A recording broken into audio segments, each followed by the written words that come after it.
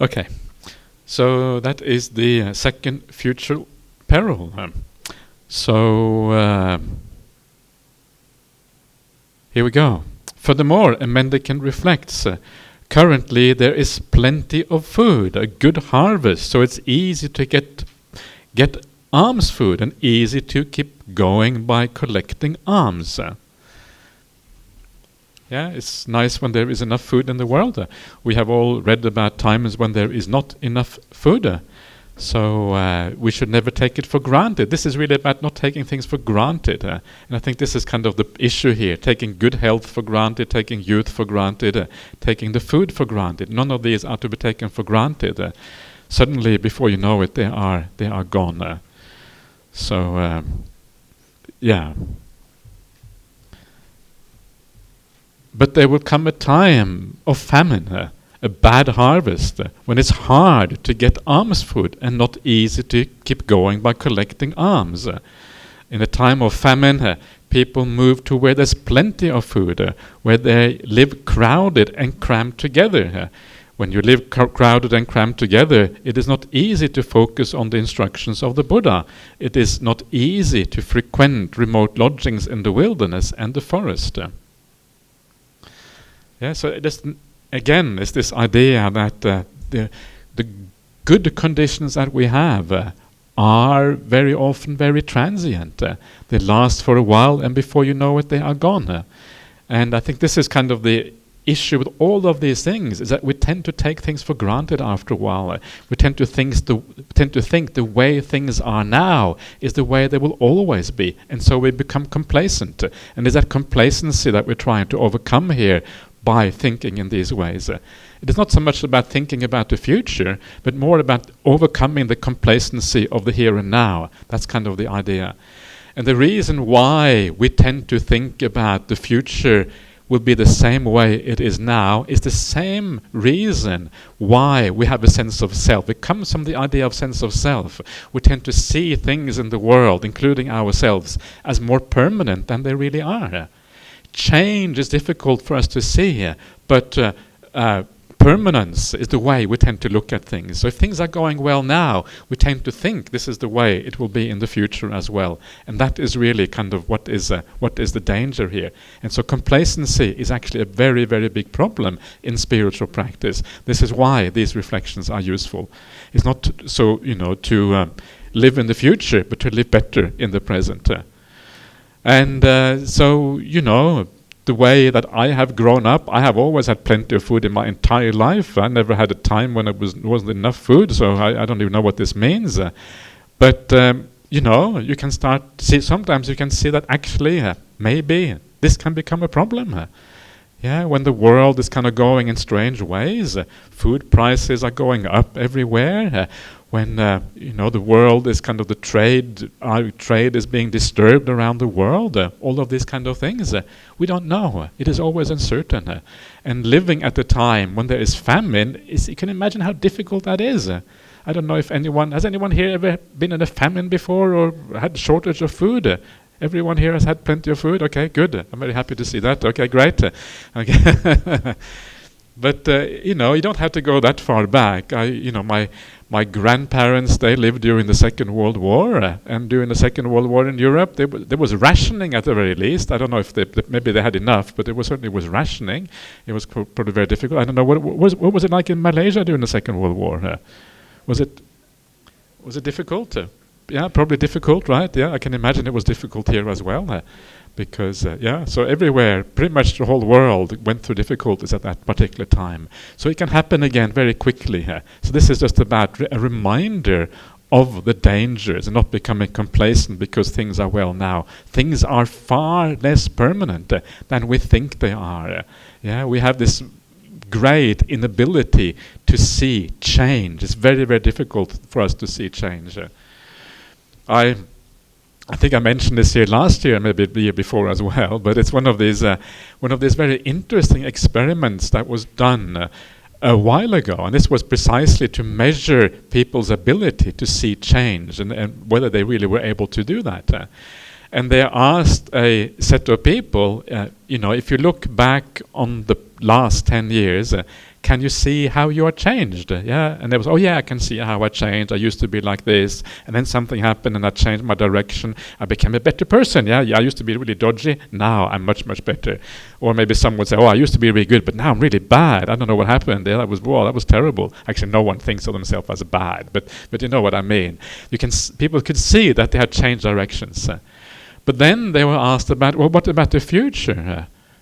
Can you see yourself changing in the future? And I said, oh yeah, in the future, I will be pretty much like the way I am now. Yeah, I can sort of, that's kind of obvious because the way I'm now, that's good. And maybe a little bit richer. Or maybe a little bit more. I will practice a bit more meditation. Yeah, I'm a bit lazy now, but when in the future, I can see in 5 years' time, I will do a bit more meditation or whatever it is. I will, come to Perth once a year and to Jana Grove or whatever. I don't know what you will do. But the interesting thing was that when people were asked about the future, they basically was just a continuation of what they are now. Yeah, maybe with a little bit added on, a little bit more. But they couldn't foresee any drastic changes. In the past, they could see all the changes because they were bleeding obvious. They had to see those changes in the past. But the future just looked like more of the same. So we are inherently bad at seeing change. Yeah, we tend to see things in the same way in the future as they are now. And this is why these contemplations are so important. That's why they matter, because otherwise we become complacent. We live. Sorry, what gentleman with the bald head? What was his name again? I forgot your name. Billy. Okay, I knew there was something like that. Okay, Billy. Thank you, Billy, for reminding me of your name. So that is why it's the danger with not remembering the change in the future is that we become complacent because we tend to think the future will carry on as it is now. And we are not good at understanding impermanence and uncertainty and unreliability. That is really where it comes from. So understanding that things are much more uncertain and unreliable than we think they are means that we understand that now is the opportunity. Otherwise, complacency tends to creep into the practice. Very, very common for people to become complacent. In fact, very hard not to be complacent sometimes. So this is where this comes from. Okay, let's move on a little bit. Before that unlikable, undesirable, and disagreeable thing happens, I'd better preempt it by rousing up energy for attaining the unattained, achieving the unachieved, and realizing the unrealized. That way, when it happens, I will live comfortably, even though there is a famine. This is a third future peril. So, now comes one that is maybe a bit more relevant for the times that we live in here. Furthermore, a mendicant reflects, currently people live in harmony, appreciating each other without quarreling, blending like milk and water, regarding each other with kindly eyes. It's a very beautiful way of expressing the idea of harmony. Yeah, regarding each other with kindly eyes. You look at someone and you look with kindness at the other people. There's something very, very attractive about that, something worth thinking about. But there will come a time of peril due to turmoil in the wilds, so that country folk mount their vehicles and flee everywhere. In a time of peril, people move to where there is sanctuary, where they live crowded and crammed together. When you live crowded and crammed together, it is not easy to focus on the instruction of the Buddha. It is not easy to frequent remote lodgings in the wilderness and the forest. Yeah, there comes a time when you don't live in harmony anymore. There comes a time when people start fighting. There comes a time when there's war in Ukraine. There comes a time when there's war in the Middle East. There comes a time when there is war in Malaysia? When there's war in Australia? I don't know. We just don't know. These times come. The fact that it has been peaceful for a while, we tend to think of history as a kind of movement in a certain way, almost like a linear kind of movement towards better and better states all the time. Yeah, that's a kind of how we tend to look at history here, because it looks, if you look at human history of maybe the past 2,000 or 3,000 years, there has been a progress, certainly in terms of technology and these kind of things. But also we can see it is also moving in waves. Things get better, then they get worse. You have one war, then you have peace for a while, yeah? So one of the dangers, again, is this feeling that history is kind of linear. We're moving towards better and better things. You see these in some of the books that are often being promoted these days. Books about, some of these intellectuals that talk about things getting better and better in the world. There's kind of, if you look on the world in a large scale, less famines, less people dying, less wars, less criminality. There's they look at the world in a linear way. Everything is getting better. But that is just a small picture. In the big picture, it is much more uncertain. We don't know what's going to happen in the long run. Certainly, when it comes to the idea of wars and these things, certainly that, now is looking very different from what it just looked a few years ago. And so these things are just so uncertain. When is this disharmony going to come? We just have no idea. And very often it feels like we live in a stable society. It feels like the world is kind of really together. Sometimes I go to Singapore. Singapore is like this kind of, everyone thinks that Singapore is kind of, this is very stable society, but even Singapore sometimes weird things happen, and I always remind the Singaporeans, you think it's stable in Singapore, you don't know what's going to happen next, you have no idea. I remember they had some floods in Singapore a few years ago, the drainage system got blocked and that floods. And you think the Singaporeans have it all sorted out, with regular inspections and everything is okay. But even then they get surprised by these kind of weird things happening in the little country. So you have to, especially Singaporeans, you really have to remind them, because that really seems like solid kind of governance in that little state. But everything is much more uncertain than we think it is. No one could foresee the war in Ukraine. No one foresee the terrible things going on in the Middle East. Things are just so out of control, and we cannot see these things. There are all these things happening under the surface, behind the curtains, out of sight. Things are shifting, moving, and suddenly it reaches a certain momentum, a certain force. All the things coming together, and then it emerges as major change in our society. Before you know it, things go completely wrong. And we forget this. We forget that this is the reality. We become complacent again. But actually things are very uncertain. And so this is why things like wars, when they arise in the world, are not an opportunity to become down or sad. It is rather an opportunity to come out of complacency. This is the reality. Wow, what does it mean? It means that I got to get my act together. That's what it means. Don't be complacent. Act now, because we don't know when this is going to come just to our backyard and somewhere near us. And if it isn't that, it's something else. Something is going to change. Something is going to go wrong, guaranteed at some point. And so this, again, is this idea of emerging from complacency, understanding how urgent these matters are. Now is the opportunity here.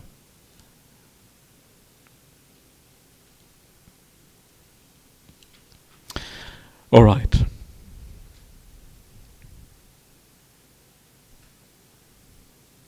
So,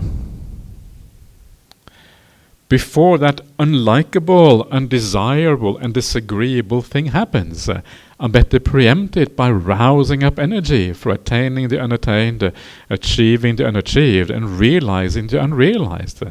That way, when it happens, I will live comfortably, even in a time of peril. This is the fourth future peril.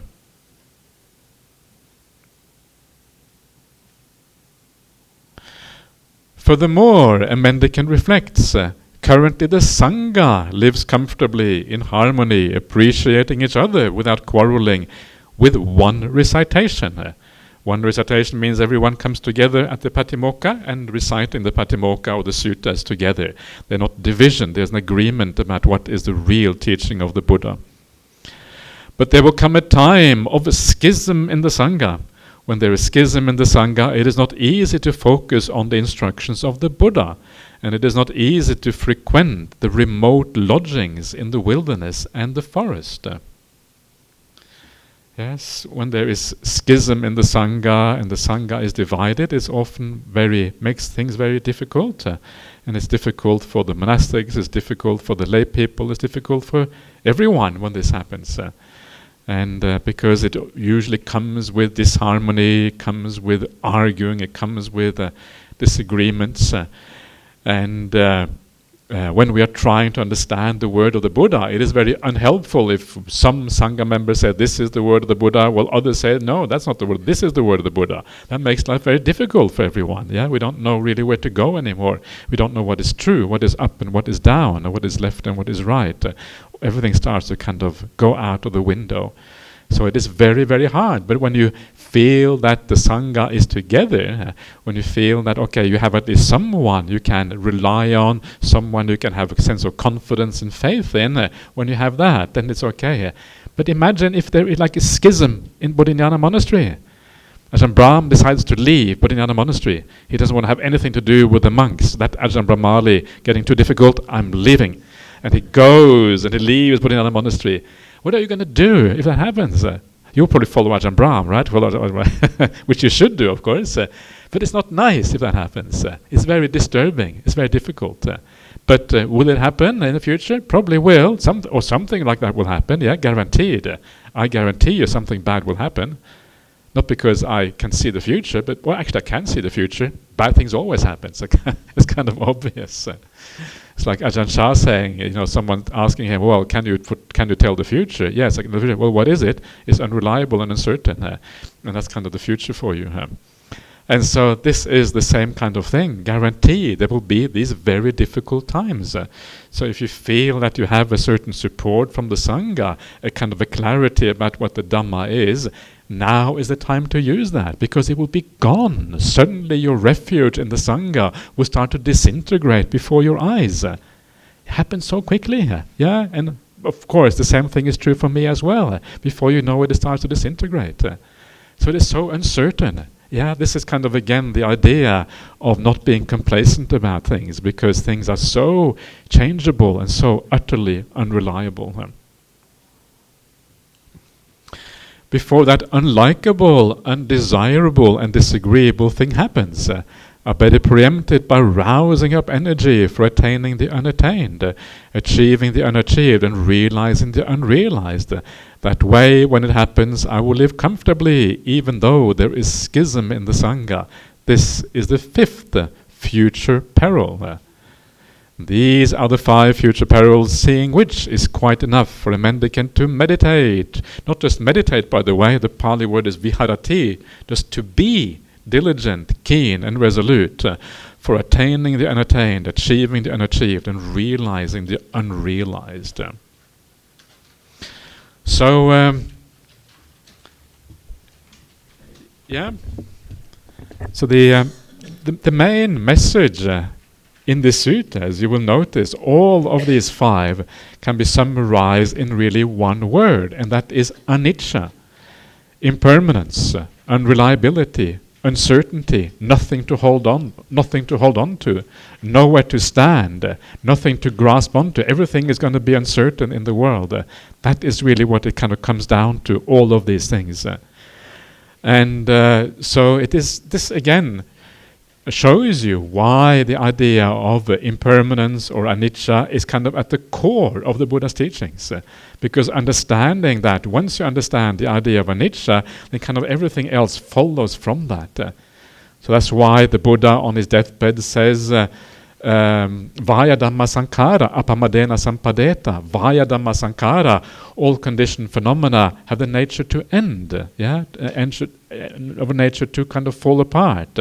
Apamadena sampadeta, practice or have success by being heedful, by being careful, and by being diligent in your life. So impermanence is a very powerful aspect of the idea of right view. So much of the suttas fall under the idea of impermanence. All of these things that we have seen now is really about impermanence and about the uncertainty of things. Impermanence is a very, very powerful thing, because it's kind of always working there under the surface. Things seem stable, things seem reliable, and all of the cause is building up. I often like the idea of like an earthquake. An earthquake happens all of a sudden, but underneath the surface of the crust of the earth, there's all these micro tensions building up, tension building up, building up, building up, out of sight. We can't see it happening. Yeah, and then one day the tensions are so strong that these tectonic plates can't hold it together anymore, and suddenly, bang, the whole thing kind of starts crashing. And then you have like this disaster you're having in Myanmar just yesterday. Was it yesterday? Yesterday. Yeah, coming out of this. But we have these tectonic plates working also in our ordinary lives. Yeah, we have the same kind of potential for earthquake in our own life, and that is the uncertainty, the unreliability, the impermanence of everything around us and the whole world around us. The tensions are building up out of sight, yeah, little things that we can't see, and suddenly it erupts into our lives. And when it erupts into our lives, that's when disaster happens. People die, wars start, tsunamis happen, climate change goes over the top, an asteroid crashes into the earth. Yeah, it can happen. Or something else happens. Usually you can name like 1,000 things, and what happens is none of those 1,000, but 1,001. Why? Well, because we can't even imagine the degree of uncertainty in the things that may happen. This is the problem. It is kind of too hard to really imagine. This is again this feeling that we are permanent, that things are reliable. It blocks our imagination from really seeing what is going on. This is the idea of impermanence. And so this is why, of course, the idea of turning your mind somewhere else becomes so important. The idea of finding a refuge where actually there is a refuge. And that is, of course, the triple gem and the teachings of the Buddha. Because there is a degree of permanence, in the sense that if you do those things, they will have good results. The laws of karma are permanent because they are laws. They are not phenomena in the world, but the laws in the world are reliable. Yeah, impermanence is permanent. Yeah, if you know what I mean. Yeah, it is always going to be impermanent. Dependent origination is a reliable law. Whether you know about it or not, it's going to happen. Dependent origination. The triple gem, the Noble Eightfold Path, is going to give results whether you know about it or not. It will lead in the right direction. So these are the regularities of the world. These are like the lawfulness of the world. So you can rely on them. And that is where we should put our faith, our confidence, because they actually are guaranteed to give good results. So Buddha Dhamma Sangha, yeah, that's kind of where we should hang out. And when we hang out with the Buddha Dhamma Sangha, then good things happen as a consequence.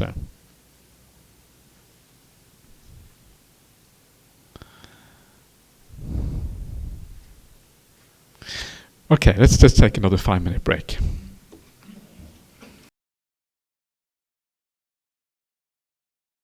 So Ajahn, you mentioned just now that when we look into the past and then we look at the present state, we say that in that sense, when we reflect on our change, we kind of more or less kind of accept, okay, I've changed from that point to this point.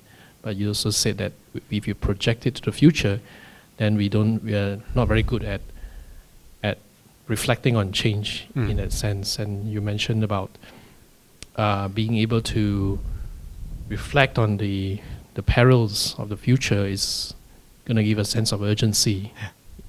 Can there also be a borderline where instead of sense of urgency, it's paralysis, where some people, you get paralyzed. It's just like there's no hope in the world. So what's the point? Right. Just whether that actually, I mean, it may not happen to me, but could be some people, they have gone through maybe traumatic experiences in life, and they to reflect on these things, it kind of scares you and makes you very almost like giving up kind of hope, and you say there's no reason for all this. But I know the reason is a sense of urgency, but can there be also the downside of that? I think they can. I think that's obviously the case. It can be. There's a little bit like what Billy was saying before, a kind of continuation of that, a bit more flesh. And yes, they can be. And I think this is one of those things, is that in Buddhism, anything can be good or it can be bad, depending on how we use it. And so it's always about asking yourself, okay, if I'm reflecting on death, what does that do to me? Does it actually make me more, give me the sense of urgency, or does it make me kind of just feel sad and depressed and I want to go back and lie in bed and sleep all day? What does it actually do? And so it is by the effect that it has on us, that we measure whether it is good or not. And it's like that with everything. In fact, the sutta after the next one is precisely about that, about how we measure everything, including the idea of freedom, by whether it has a good or bad effect on us. And so, yes, I would say that is true. So we have to be skilled. As with everything, we have to be skilled in how we use it. So we have to use it wisely and diligently.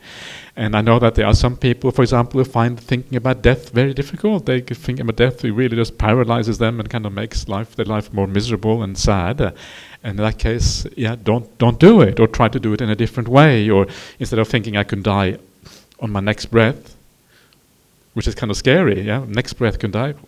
Okay. Instead, think tomorrow, think next week, think next month, and then kind of gradually move closer to the present. Do something that you can do, and then as you do that, then it will hopefully start to work. So yes, it is. Everything is measured by how it affects you at the end of the day. That is the real measurement. So yeah.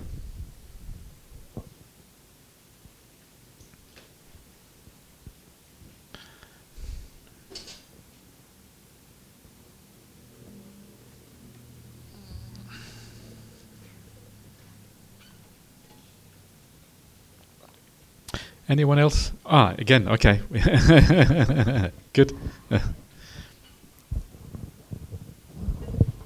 Bhante, I don't know whether I should ask this question or not. So probably means you should ask it. Something about karma. Something about karma? Yeah. Okay. Is like Myanmar now is having this very major earthquake, and then it also affects you think they have bad karma in Myanmar? Bangkok.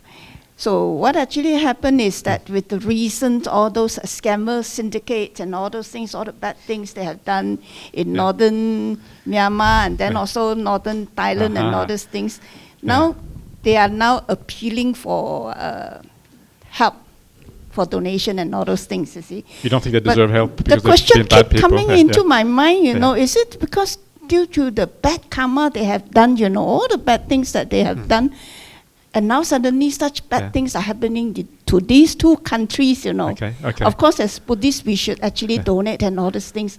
But so the question still is that, is it relating to karma or not? So if I say the right thing, if I say one thing, you will not give any money. But if I say the other thing, you will give. Is that right? So now it depends on me. It depends on what I say, how I answer this question. I will still donate if it's organized by the monasteries, you see. But the question is that, is it related, because generally it's relating to the whole country, you know, the people there. Yeah. No, this is a very important point. So thank you for asking. It's actually a very, very good point. And I think this is a sort of thing that many people are wondering about. It's also the same thing in our lives. Someone gets cancer when they're young. What did they do in the past life? Yeah, okay. Well, they did bad things. Okay, they don't deserve any compassion. Maybe sometimes people think like that. It's the wrong way of thinking here. And first of all, people in Myanmar are not any worse than people anywhere else. People in that area aren't any worse than anywhere else. Remember, when you are born as a human being, many things happen to us.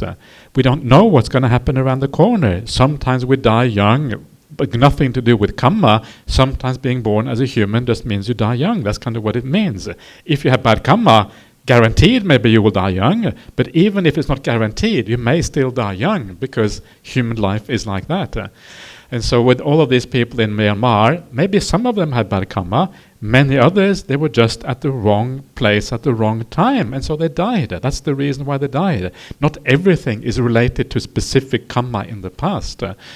What we find in the sutta, this is found in the Chulakamma Vibhanga Sutta, the shorter discourse on the analysis of action. What we find there is that if you do bad acts, then guaranteed you get that result.